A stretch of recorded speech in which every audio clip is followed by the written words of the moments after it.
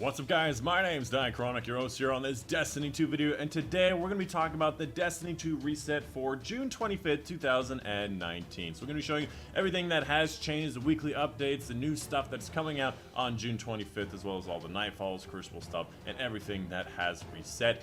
First of all, I'm very scared because the Iron Banner ring there is not supposed to be there. Iron Banner was last week and it should have ended. I've checked a couple of different things and confirmed it in different websites, so I'm pretty sure what I'm going to tell you today is correct for the reset, but the Iron Banner disc frisbee thing is, I just realized frisbee and it's a wolf. Haha, doggo joke. It's still there for some reason. And one big important part of the news that has changed this week is actually the heroic version of the Menagerie has actually released. So there's only 3 different bosses in the Menagerie, and we're on the 4th week since the DLC. So the heroic mode has released with the original boss. So it's going to be Hasapiko, the big Minotaur dude with the shields.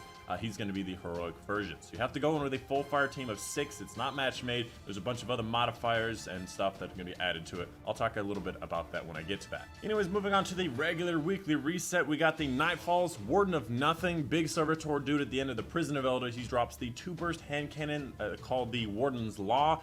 Next up, the Garden World, the big purple Cyclops at the end. He drops the Universal Wave Function exotic ship, has some cool little moving parts on it. And lastly, the Arms Dealer, which is the Chartreuse Cabal sniper dude at the end, that he drops the Tilfuse exotic Sparrow. The highest scoring Nightfall is obviously going to be Warden of Nothing, one of the highest in the entire game, and the fastest one is going to be Arms Dealer. The heroic modifier for this week will be Void Singe, and the daily right now is going to be Iron and Heavyweight. The Crucible playlist this week will be Lockdown, so it's going to be a 4v4 team capturing zones. If you capture all 3 zones, you win the round early, kind of like a domination style with extra domination rules. As for Reckoning this week, it will be Solar Singe. The daily right now is going to be Attrition and Grenadier, which is so modifier, and the boss is going to be the Likeness of Oryx. Something else that I wanted to mention as well that I don't usually mention is going to be the 2 special dungeons. So 0 Hour and Whisper of the Worm are going to be Arc Singe this week, in case you were wondering. Also wanted to mention a couple things about Menagerie and its modifiers. Overall, it's going to be Void Singe. For the normal Menagerie, it's going to be Iron and Heavyweight, but when you do switch over to the heroic version of Menagerie, it still is Void Singe, but you also have Blackout on top of Iron, as well as Extinguish. Just wanted to mention that as well. And of course, the boss, like I said before, is going to be Hasapiko, beloved by Callus, the big Minotaur with the shields. As for the flashpoint this week, it will be taking place on the EDZ, so completing public events, lost sectors, and heroic adventures will get you bonus credit towards completing this quickly. As for the Dreaming City this week, it is in its strongest curse state, so if you're looking to do that special story mission for the strongest curse, or you wanted to do the Shattered Throne this week, it is available for you in case you wanted to do it. As for the Ascendant Realm, it's going to be the first in the series, so it's going to be in the Aphelios Rest. So go into the Aphelios Rest, and it's going to be that very first one where you shoot down the little ball blight things inside the umbrellas, then you destroy the crystals in the middle. As for Escalation Protocol, last week was all 3, this week will be all 3, and next week should be the Ikelos shotgun. Now I looked at a couple of stats, and not enough people have the Ikelos shotgun.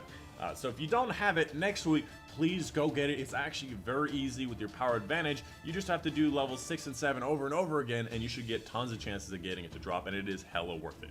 And of course, this is your friendly reminder to go get Spider's Bounty. If you don't have it, it is a powerful reward. You just have to go get those ghost fragments in the Tangled Shore to get it. Moving on, let's go ahead and talk about Eververse. I want this right now. I don't know what it is, but I want it right now. It's a Speed Demon, all right. But we're going to be showing you Eververse for today, showing off all the new things and stuff that she has on sale. Obviously, silver is for real money if you wanted to buy these items. For the Bright Dust purchases, we got a couple standard things across the top. You got the Arc Shell, which I'll be right back with. You got an ornament for the Titan, for the Dune Marchers, makes it look a little bit better. And you have a 150 Sparrow that nobody really cares about. So I want to see, ooh, not as shocking of an animation, not as surprising of an animation as I thought it might be, but that is a very shocking shell. And it is a Speed Demon, so if you want your Sparrow to go faster, that is there for you. And coloring will actually change the shell type. So from what I can tell, there's no more seasonal offerings this week, because it's only 2 extra at the end here, and there was 2 extra at the very end.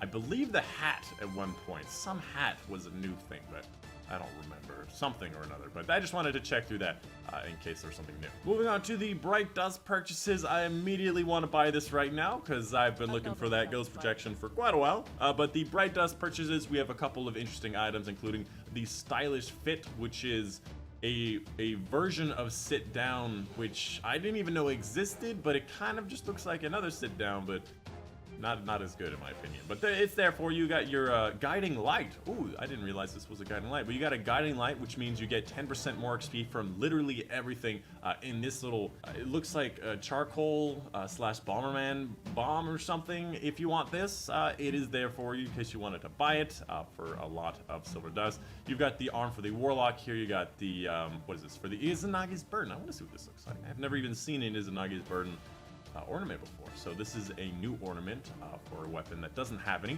You also have an ornament for the Revoker, the new sniper rifle pinnacle weapon. Ooh, the wings come off the top here. Do the wings usually come off the top? That's cool as hell. Didn't even realize that. Obviously, you have your Sparrow 150, not worth it, and then a couple things across here. As far as these things go, you got Coastal Sway, which looks like this on Titans. Again, Titans color a little weird, so don't take that at face value. You also have the Tiger Transmat effect. I confused it for a ghost projection, but that is a transmat effect indeed. Cade stud, and of course purple whatever sigil. All right, moving over to the giveaway part of this video. I have this very special like thing that I do every single time. It used to be that I had a prime engram every time, but considering that I need power these days, I don't have a prime engram sitting here. So we're just gonna be using the engram purchases. Basically, I'm gonna call out a type of weapon or whatever. Let's say for this week, it's gonna be power weapon. And if I get a power weapon to drop from this engram, I will be doing a giveaway in my Discord server of some like Steam games that I have in a collection or something else. So we're gonna be rolling this and seeing what we're getting. If I do get a power weapon, we will in fact be doing a giveaway. Let's go power weapon. Nuts. Okay. Next week, we'll be calling out 2 items for the possible drop chance, and we'll keep increasing the number until we do a giveaway. Moving on to Hawthorne's inventory, she's got pretty much the same stuff as she usually does. Nightfall with the clanmates, you got a Crucible, Assist and Final Blows to clanmates, Raid clanmates, and then the one that gives you powerful gear, Menagerie runs with your clanmates. You need level 5 clan to be able to get it. As far as the weekly raid challenges go, we have the Witch challenge, which is the Shuro Cheat challenge in the Last Wish raid, which is basically not getting hit by her main ball attack. You can get pushed and popped, but you cannot get shot. Pop it. Twist it. Tap it. And it also has a weird, large blast radius, and it sucks. This is the hardest challenge because of RNG in this game. Next up, Hold the Line, which is going to be the first part of the Scourge raid. So just in that area where you first spawn in, you basically just have to do it faster than you usually do. Never let the battery level get to halfway or that red section, and you'll be able to get this challenge. And then lastly, you have the Limited Blessing, which we have no idea what it means because nobody's done any challenges because you need clan rank 4. And finally, we have Benedict 99 in the tower with his available bounties and his potential gear. We're going to go over that very quickly. Firstly, I would like to mention all of the available bounties are exactly the same as the first week of the DLC. So you have things like just gain experience by completing tasks, defeating enemies through the solar system, just regular killing, doing tasks, whatnot. Next up, Vanguard daily bounties, which is going to be 10 of them. After that, you have the sidearm shotgun SMG one for 200 kills, and then you have the looting legendary engrams on the ground out of 5. So it's going to be literally the exact same 4 that we started off with, and from what it seems, there's just 12 different bounties. So if you're looking for those triumphs, there are 12 different ones, and they seem to come all at the same time. Also wanted to mention that the weekly purchase limit for the Wealth of the Emperor resets on Sunday, the same time the Barge chest reset for some reason. You can only buy 3 at a time if you have this thing unlocked from the Chalice.